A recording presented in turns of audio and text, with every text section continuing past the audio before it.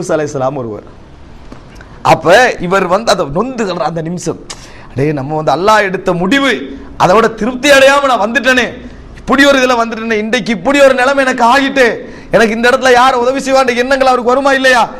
அல்லாஹ் தஆலா அதை சொல்ற ஃபல் தகமஹுல் ஹூது வஹுவ முலீம், தன்னைத்தானே நொந்த வண்ணம் அவர் கடலில் எரியப்பட்டு அவரை ஒரு மீன் விழுங்கியது என்று அல்லாஹ் தஆலா சொல்கிறான்.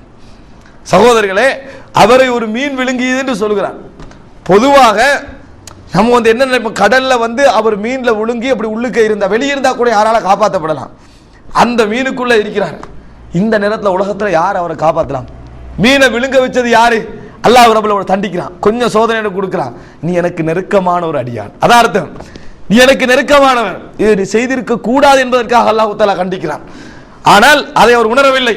அந்த நேரத்தில் அவர் ஒன்று செய்கிறார். என்ன செய்கிறார் தெரியுமா? அல்லாஹ் தஆலா குர்ஆன்ல சொல்றான், ஃபலௌலா அன்னஹு கான மினல் முஸப்பிஹீன், அவர் ஒரு விஷயம் செஞ்சு கேட்கிறாங்க, லா இலாஹ இல்லா அன்த சுப்ஹானக இன்னி குன்து மினல் ஸாலிமீன், வணக்கத்துக்குரிய நாயன் யா அல்லாஹ், உன்னை தவிர வேறு யாரும் இல்லை, நீ தூய்மையானவன், நான் அநியாயம் செய்தவர்களில் ஒருவராக ஆகிவிட்டேன். நான் என்ன அநியாயம் யூனுஸ் அலைஹிஸ்ஸலாம் செஞ்சாரு? எங்கட காலத்துல மாதிரி அல்லாஹ்வுக்கு இணை வைத்தாரா? மனைவியும் பிள்ளையும் அல்லாஹ்வுக்கு இருக்கிறான்னு சொன்னாரா? ஹராமாக உழைத்தாரா? எந்த பெரிய பாவமும் அவர் செய்யல. அல்லாஹ் ஒரு முடிவெடுத்த நேரத்தில் அது தான் பிரச்சாரம் செய்த சமூகத்திற்கு திருப்தியாகவும் தனக்கு அதிருப்தியாகவும் இருந்ததனால் கோபத்தோடு போனார். அந்த ஒன்றுக்காக அல்லாஹ் தஆலா மீனில் விழுங்க வைக்கிறான்.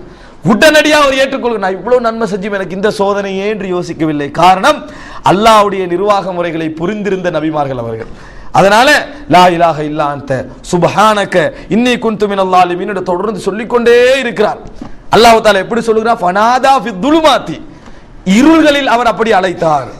அல்லாஹ் தஆலா சொல்லுகிறான், அவர் அந்த மாதிரி அழைத்திருக்காது விட்டால் லலபித ஃபீ பத்னிஹி இலா யௌமி யுபஅஸூன், மறுமை நாளில் அவர்கள் எழுப்பப்படுகின்ற காலம் வரும் வரைக்கும் அந்த மீனின் வயிற்றிலேயே அவர் தங்கி இருப்பார். அவ்வாறு அவர் சொன்னதனால் ஃபனபத்னாஹு ஃபில் அராஇ வஹுவ ஸகீம், அவர் நோயுற்ற நிலையில் அவரை ஒரு வெட்ட வெளியில் நாம் தூக்கி எறிந்தோம் என்று சொல்கிறான். மீனை கக்க வைக்கிறான் அல்லாஹ் தஆலா. இயற்கையாகத்தான் நடக்கும், எல்லாமே இயற்கையான உதவி மாதிரி தான் இருக்கும். மீன் கக்கிறது அல்லாஹ்வுடைய ஏற்பாடு என்று அல்லாஹ் தஆலா சொல்லுகிறான். வஅம்பத்னா அலைஹி ஷஜரத்தம் மின் யக்தீன், அவருக்கு அவர் நோயாளியாக விழுகிறாரு, அவருக்கு மேலால் அல்லாஹ் ரப்புல் ஆலமீன் ஒரு மரத்தை உண்டாக்குகிறான், அந்த ஒரு பழைய நிலைக்கு திரும்புவதற்காக. சகோதரர்களே, அல்லாஹ் தஆலா எப்படி ஆரம்பிக்கிறான்? அதை சோதிக்கப்பட்ட அந்த நபி பத்தி சொல்லுகின்ற பொழுது வ இன்ன யூனுஸ லமினல் முர்சலீன், யூனுஸும் நபிமார்களில் ஒருவர் தான்.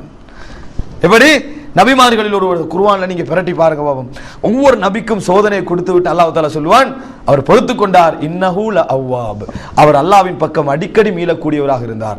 ஒவ்வொரு நபிக்கும் சொல்லி சோதனை கொடுத்து அல்லாஹ் தஆலா சொல்றான், ஃபஸலாமுன் அலைஹி யௌம உலித வ யௌம யமூத்து வ யௌம யுபஅஸு ஹய்யா, அவர் மீது சாந்தி உண்டாவதாக, அவர் இன்னஹு அதாவது மின் இபாதினல் முக்லஸீன், எங்களது நல்ல அடியார்களில் ஒருவராக இருந்தார். இப்படி எல்லாம் அல்லாஹ் தஆலா சொல்கிறான் சோதனைகளை கொடுத்து விட்டு. இது அல்லாஹ்வுடைய வழிமுறைகளில் உண்டு.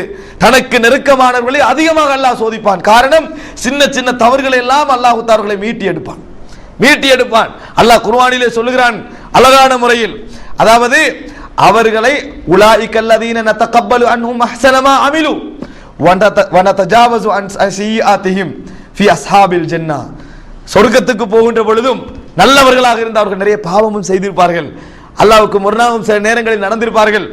ஆனால் அல்லாஹ்வுடைய இந்த நிர்வாக முறைகள் எல்லாம் பொறுமையாக இருந்து தௌபா செய்து கண்ணீர் விடுத்து, யா அல்லாஹ் உனது விஷயங்கள் அனைத்திலும் நான் திருப்தியாக நடக்கிறேன் என்ற மனோநிலைகளில் இருந்தால் அவர்களிடமிருந்து தான் அவர்கள் செய்கின்றவைகளில் நல்லவைகளை நாங்கள் ஏற்றுக்கொள்கிறோம், அவர்களுடைய பாவங்களை மன்னித்து சொர்க்கத்திற்கு நுழைக்கிறோம் என்று அல்லாஹ் தஆலா சொல்கிறான்.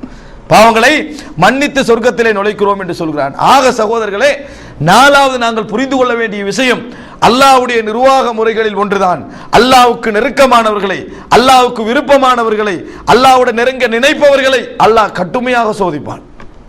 எப்படி சோதனை? அந்த சோதனையில் எங்கள் உலக வாழ்க்கை சில வேளைகளில் முடிந்துவிடும், சில வேளைகளில் அப்படியே தற்காலிகமாக இடைநிறுத்தப்பட்டு விடும், சில நேரங்களில் இருண்டு விடும், சில வேளைகளில் சோதனைகளுக்கு பின்னால் ஒரு நல்ல வாழ்க்கையும் கிடைக்கும். எது வந்தாலும் பொறுமை கற்பனை பண்ணி பாருங்கள். நபி அவர்களுக்கு வெற்றி கிடைத்தது, ரசூல் ஸல்லல்லாஹு அலைஹி வஸல்லம் அவர்களுக்கு. யூனுஸ் அலைஹிஸ்ஸலாம் காப்பாற்றப்பட்டார். ஆனால் சில நபிமார்கள் கொல்லப்பட்டார்கள்.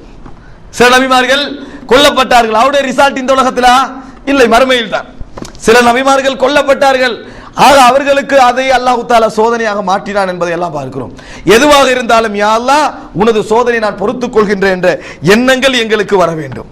சகோதரர்களே, நீங்கள் பாருங்கள், அல்லாஹ் ரப்புல் ஆலமீன் இந்த மார்க்கத்தை பொறுத்தவரையில் முழுமையாக அல்லாஹ்வுக்கு சொந்தமான ஒரு மார்க்கம்.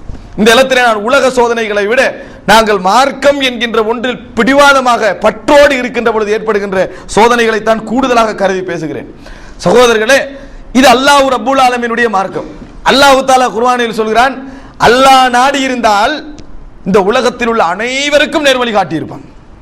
அல்லாஹ் நாடி இருந்தால் இந்த உலகத்திலே உள்ள அனைவருக்கும் நேர்வழி காட்டியிருப்பான். நிறைய பேரெல்லாம் அனுப்பவெல்லாம் அல்லாஹ் தஆலாவுக்கு தேவையே கிடையாது. ஆனால் அல்லாஹ் தஆலா நல்லவர்கள் யார் என்று கண்டுபிடிக்க இந்த உலகத்திலே அறியப்பட வேண்டும் என்பதற்காகவும், கெட்டவர்கள் யார் என்பதை உலகத்திற்கே காட்ட வேண்டும் என்பதற்காகவும் இப்படி ஒரு சோதனை அல்லாஹ் தஆலா வைத்திருக்கிறான். பொதுவாக நபிமார்கள் அல்லாஹ் ரப்புல் அல்லாஹ்வின் பக்கம் அழைக்கக்கூடிய எல்லோருடைய உணர்வு எப்படி இருக்க வேண்டும்? எங்களது கடமையை செய்கிறோம் என்ற உணர்வு தான் இருக்க வேண்டுமே ஒழிய எங்கள் பிரச்சாரத்தால் அதிகமாகிறார்கள், எங்கள் பிரச்சாரத்தால் குறைகிறார்கள் என்று நினைக்கவே கூடாது. யூனுஸ் அலைஹிஸ்ஸலாம் 950 வருடம் பிரச்சாரம் செய்தார். 60 லட்சம் பேர் தான் இஸ்லாத்துக்கு வந்தார்கள். நபி அவர்கள் 23 வருடம் பிரச்சாரம் செய்தார்கள். லட்சக்கணக்கானவர்கள் இஸ்லாத்துக்கு வந்தார்கள். யாருடைய வழிமுறை இது? அல்லாஹ் ரப்புல் ஆலமீன் சிலருக்கு நாடுகின்ற நேரம் அது. அதே நேரத்தில் யூனுஸ் அலைஹிஸ்ஸலாம் நிறைய பிரச்சாரம் செய்தார். ஒரு சிலரை தவிர வேறு யாரும் வரவில்லை. நீங்கள் அழிந்து விட வேண்டும் என்று அல்லாஹ்வுடைய அழிவு இறங்கும் என்று சொல்லிவிட்டு போகிறார். சமூகத்தை பார்க்க திரும்பி வருகிறார். அந்த சமூகத்திலே உள்ள 1 லட்சத்திற்கு மேற்பட்டவர்கள் இஸ்லாத்தை ஏற்றுக்கொண்டிருந்தார்கள். அவ்வளவு நேரமும் செய்த பிரச்சாரத்தை விட 1 லட்சத்துக்கு மேற்பட்டவர்கள் இஸ்லாத்தை ஏற்றுக்கொண்டிருந்தார்கள்.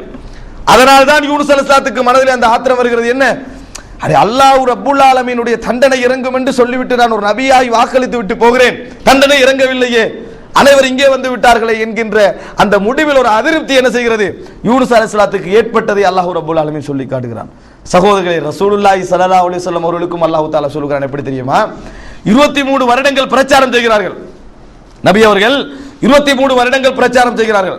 மக்காவில் எத்தனை பேர் இஸ்லாத்துக்கு வந்தார்கள்? 1000க்கும் குறைவானவர்கள், 500க்கும் குறைவானவர்கள் இஸ்லாத்துக்கு வந்தார்கள்.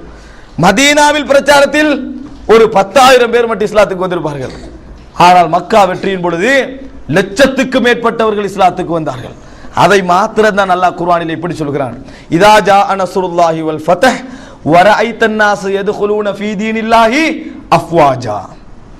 அல்லாஹ்வுடைய உதவியும் வெற்றியும் வந்து விட்டால் அல்லாஹ்வுடைய மார்க்கத்தில் மக்கள் கூட்டம் கூட்டமாக நுழைவதை நீர் கண்டால் என்ன செய்ய வேண்டும்? முயற்சிக்காக அல்லாஹ்வுக்கு நன்றி செலுத்து என்று அல்லாஹ் தஆலா சொல்லவில்லை. அல்லாஹ்விடத்திலே பாவ மன்னிப்பு தேடுங்கள், தௌபா செய்யுங்கள், அவனது புகழை கொண்டு அவனிடத்தில் பாவ மன்னிப்பு தேடுங்கள் என்று சொன்னாங்க. காரணம் என்ன தெரியுமா?